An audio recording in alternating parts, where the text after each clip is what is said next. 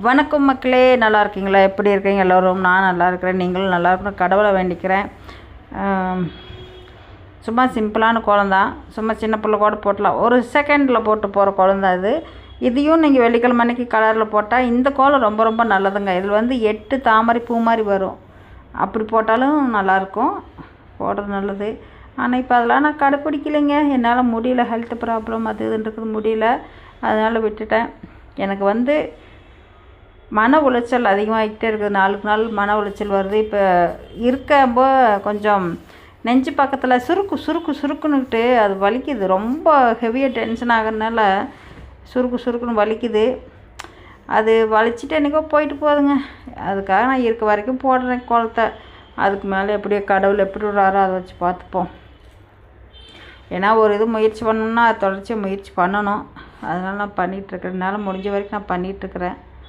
பார்ப்போம் என்னென்ன நடக்குது. ஏன்னா ரொம்ப நாளைக்கு ஒரு வியாதி அப்படிங்கிற போது இது குணப்படுத்திடலாம் அப்படிங்கிறதுக்கு, மற்ற நோய்களாக இருந்தால் குணப்படுத்திடலாம், சுகரு தைராய்டு இதெல்லாம் வந்து லைஃப் லாங் அப்படியே ஓடிக்கிட்டே தான் இருக்கும்.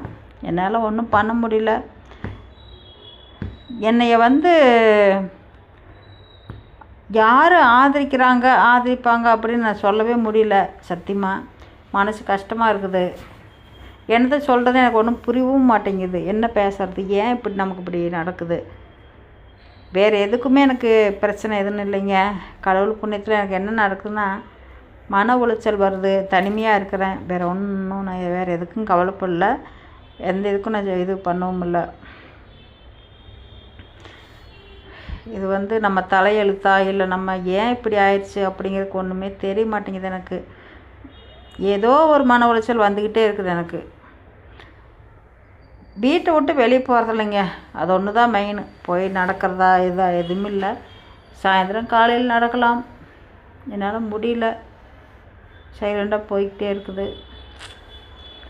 எப்போ எப்படி இருக்குமோன்னு கூட தெரிய மாட்டேங்குது.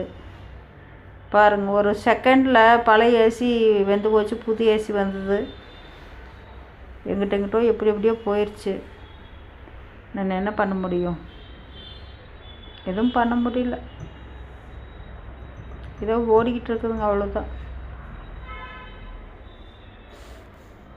ரொம்ப கஷ்டமாக ஓடிக்கிட்டு இருக்குது. சும்மா சிம்பிளாக இருக்கவங்க இது மாதிரி போட்டு விட்டுருங்க, 2-3 கலரில் அப்படி அழகாக போட்டுக்கலாம். இதில் வந்து நான் சாதிச்சு கின்னஸ் புக் கேரி பண்ணணுங்கிறது இல்லை, ஏதோ ஒரு விதத்தில் நான் இல்லாட்டியும் கூட இந்த கோலங்கள் வந்து யூடியூப் சேனல் இருக்க வரைக்கும் யாரோ ஒருத்தருக்கு பார்க்குறதுக்கு கிடைக்கும்.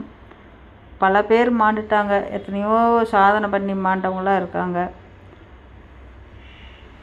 அது நம்ம கையில் எதுவுமே இல்லை. ஒரே ஒரு விஷயம் மட்டும் எனக்கு அப்பப்போ வந்துக்கிட்டு போய்கிட்டு இருக்குது, மன வந்து உளைச்சல். சரி பாருங்கள் கோலத்தை. நன்றி, வணக்கம், பாய்.